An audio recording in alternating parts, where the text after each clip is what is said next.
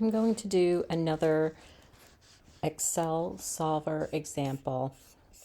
So if I look at this function here, I have a function f of x equals negative 5x squared plus 3x plus 3.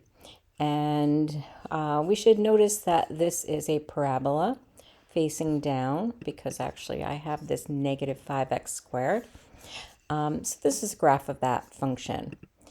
If I wanted to find the intercepts of this function, so in other words, I have a y-intercept here. Where does the function go through the y-axis? Right here. Right, notice this is my y-axis and this is my x-axis here. All right, so I have this one spot here, it goes through the y-axis, and then it goes through my x-axis or the horizontal axis in two places here, which makes sense because it is a quadratic. So if I wanted to find the y-intercept always happens where the input value is equal to 0 or the x value equal to 0. So if I want to find the y-intercept, all I have to do is substitute 0 into my equation, my formula, which I've done here. So I can do that algebraically. That's what we've done previously. That gives me 0, 3. And then if I want to find the x-intercept, that means that my output value is 0. So on my horizontal intercepts or my x-intercepts, that would mean that I have a y value of 0. So I'm trying to find the x value when the y value is equal to 0. So because this is a quadratic, I could use the quadratic formula, which I have here. We're not going to do that in this class, but I just want to show you if we did this by hand. This is the standard form for quadratic, ax squared plus bx minus plus c, which we have here.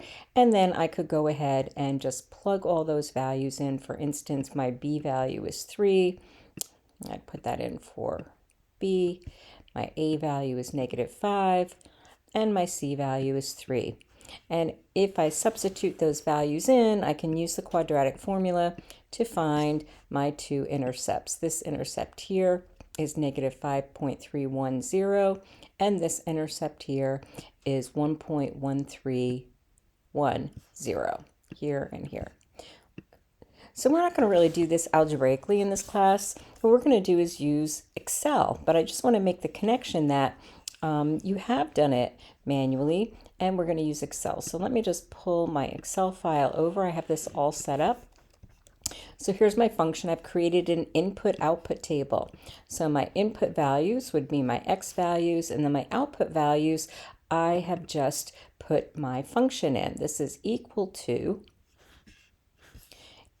negative 5 times my x value, which happens to be in column A, row 3, squared, so raised to the second, plus 3 times x, my x value is here again, plus 3. And so I've already populated this input-output table. And what I did was I have my x values or my input values starting at negative 1.1 and going down to 2.1. And in this case, I went in increments of 0.2.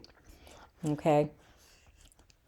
So the second part is create a smooth line graph. So in order to do that, I'm going to select this whole table and I'm going to go to the Insert tab. That's where my graphing icon is. And we're using for this class mostly the scatter plot and then smooth line graph. So there's my graph. It usually just plops it sort of right in the middle of everything, and you can resize it if you want. Let's just pull it down here for a second. And okay.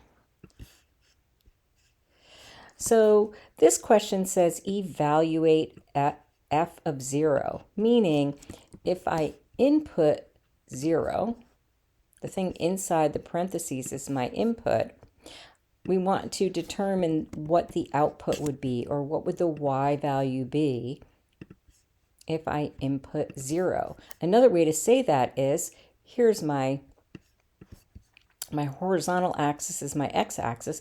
If x equals 0, then I'm going to get this y-intercept. So this is essentially saying, what is the y-intercept when I say evaluate the function at f of 0? So let's look at my inputs here, because this says if you have an input of 0. Well, when I look here, I don't have 0 in my input table. But that's really not a problem. All I want to do is find which cell is closest to 0. So somewhere between negative 0.1 and positive 0.1, it had to have gone through 0, right? I start at negative 1.1, I go to negative 0.9, negative 0.7, all the way down. So between these two cells, it has to have gone through 0. They're equally close to 0, so I can really pick either one. So all I'm going to do is, because I want to know what the y value is when the x value is 0, I'm just going to type 0 in. And because I've used cell referencing, it automatically will calculate it for me. So if I highlight that, I know then when my x value is 0, my y value or my intercept is going to be 3. So I don't need to use solver for that. When I'm given an input, I just type it in the input column, and then Excel is going to calculate it for me. So now the next part says solve f of x equals 0. Well, this 0 represents my output or my y value. So it's giving me the output. When it gives me the output, I want to use solver to find the input. I want to use solver to find the input. Just like if we were solving by hand here and they gave me the output value, I'd algebraically have to solve for the input. But we're going to let Excel do the algebra for us. So I know that I want my output to equal 0. So what I want to do is scan down my output column to see if I have 0. Well, here my output is negative 1.55, and here my output is 0.25. And then I come down, now it goes up. So somewhere between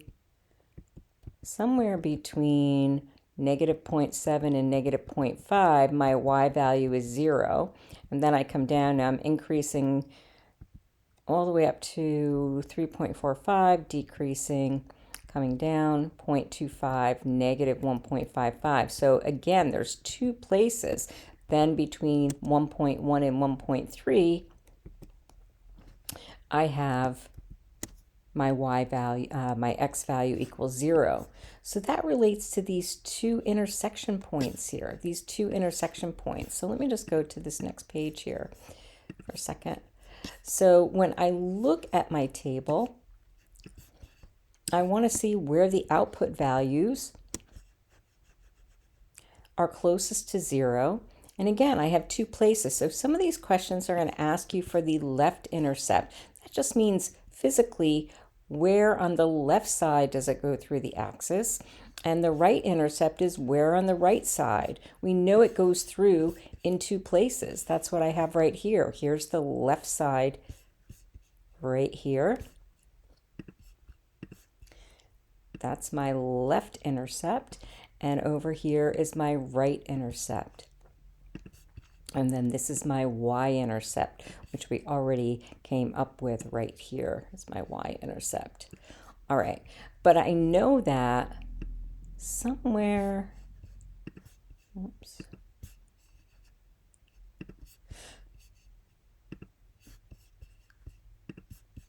somewhere between these two values is my left intercept. So what am I going to do?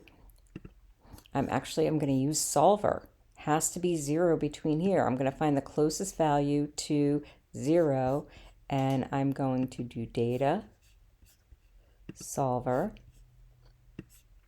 and I'm going to set my objective. So what I want to do is I want to force cell B6, just make sure that you don't have any old information there. B6, I want to force it to be equal to a value of 0. And this here just says, where do you want me to put the result? And we want to put it right in the input column right next to it. We always need to uncheck this box here, because if we don't, then we're not going to be able to, it's not going to let us have negative input values. And in this case, that would make a difference. Okay. All right, and we want to keep that. We see here, that looks awful strange, but this actually is a very small number. This is negative 3.05307 times 10 to the negative 8. So this is what 0 looks like in Excel. I like to format it. Okay. I just did Command 1 on my Mac. That's a shortcut to format numbers. And let's do this. I could do this to 3 decimal places. All right. There we go. So that's one of them. And then if I come down here, I see between 1.1 and 1.3, my y value is going to be 0. I'm just going to use solver again. And you see how it kept this old information here. I want to make sure that I'm working with the proper cell. So I want to force cell B14 to equal a value 0. And I want to put the result right next to it here in A14. Okay. And I'll just format that. I'll use 3 decimal places. And we can actually see here that this resulted in the same results as if I used the quadratic formula. When x is negative 0.531, my y value is equal to 0. And when x is equal to 1.131, my y value is 0. So we use Excel rather than algebraically to solve for those intercepts. Let's see. And so my x-intercepts are negative 0.531, comma 0, and 1.131, comma 0.